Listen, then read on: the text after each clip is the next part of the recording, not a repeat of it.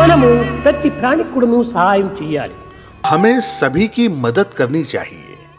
అయితే ఇక్కడ కొంత విచారణ శక్తిని మనం ఉపయోగపెట్టాలి. यहाँ हमें कुछ हद तक विवेक का उपयोग करने की भी आवश्यकता होती है. ఉపకారికి ఉపకారము విపరీతము కాదు చేయ. जो तुम्हारी मदद करते हैं, यदि तुम उनकी मदद करते हो तो इसमें कोई बड़ी बात नहीं है. వివరింపంగా అపకారికి ఉపకారము నెపమన్నక చేయువాడు నేర్పరియన్. लेकिन जो तुम्हें नुकसान पहुंचाते हैं उनकी मदद करना वास्तव में एक बुद्धिमानी भरा काम है. అయితే ఈ ఆధునిక యుగమునందు మనం అపకారికులను ఉపకారం చేయటము కొంత ప్రమాదకరంగా ఉంటుండాలి. लेकिन फिर भी आज इस आधुनिक समय में यदि हम उनकी मदद करते हैं जो हमें तकलीफ देते हैं, तो ऐसा करने पर हम मुश्किल में भी पड़ सकते हैं. మన యొక్క ఉపకారం కూడాను పాత్రలు నెరిగి మనం ఉపకారం చేయాలి. हमारी मदद पात्रता पर भी आधारित होनी चाहिए. ఒకానొక సమయం లోపల భారతీయ చరిత్ర ఉన్నటువంటి యొక్క మహా ఆదర్శవంతమైన కథ. भारतीय इतिहास के प्राचीन काल से इस संबंध में एक आदर्श कहानी है. గోరి మహమ్మద్ పృథ్వీరాజు పైన దండెత్తి వచ్చాడు.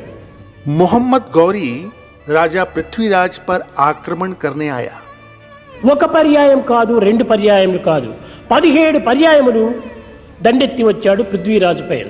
उसने राजा पृथ्वीराज पर एक या दो बार नहीं बल्कि 17 बार आक्रमण किया. ప్రతి పర్యాయం కూడాను ఈ గోరి అపజయాన్ని పొందుతూ వచ్చాడు. प्रत्येक बार मोहम्मद गौरी युद्ध में हार जाता था. కట్టకడపటికి తన యొక్క అహంకారము అణిగి కొంత మానవత్వాన్ని వహించి పృథ్వీరాజును శరణుజొచ్చాడు. आखिर में अपने अहंकार को छोड़कर वो मानवीय प्रवृत्ति के साथ राजा पृथ्वीराज को समर्पण करता है. పృథ్వీరాజు క్షమించి విశాల హృదయముతో ఆ యొక్క గోరిని వదిలిపెట్టాడు.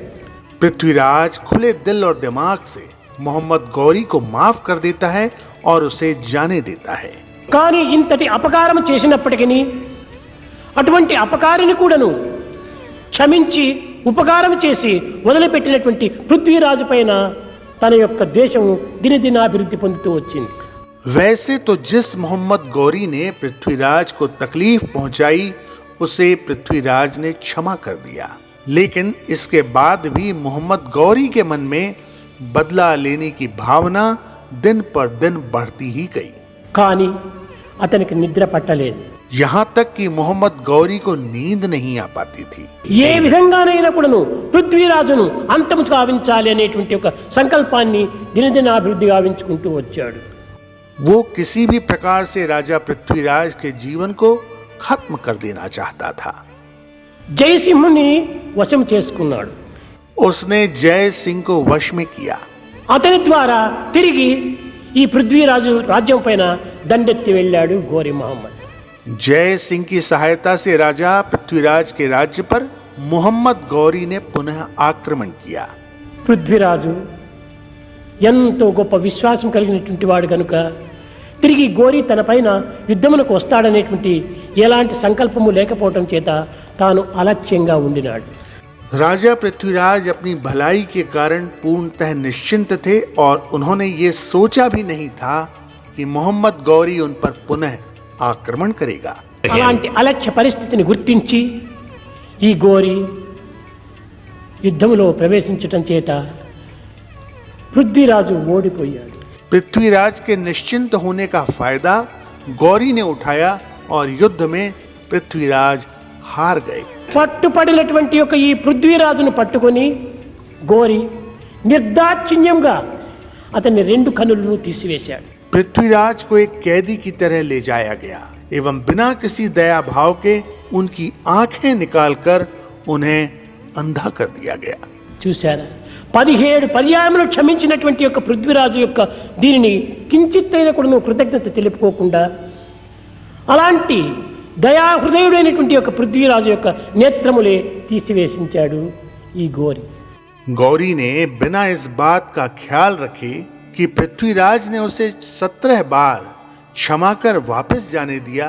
बिना किसी कृतज्ञता के भाव के साथ उसने पृथ्वीराज की आंखें निकलवा दी, जिसका हृदय दयालु था। దీనిని బట్టి మనం తెలుసుకోవాల్సింది ఏమిటంటే ఉపకారం చేసినటువంటి వారికి ఏనాడైనా కూడా మన జీవితంలో ఒక కృతజ్ఞతను మనం చూపించాలి। इस घटना से हम यही सीखते हैं कि हमें उन्हीं के प्रति कृतज्ञता ज्ञापित करनी चाहिए जो हमारी मदद करते हैं।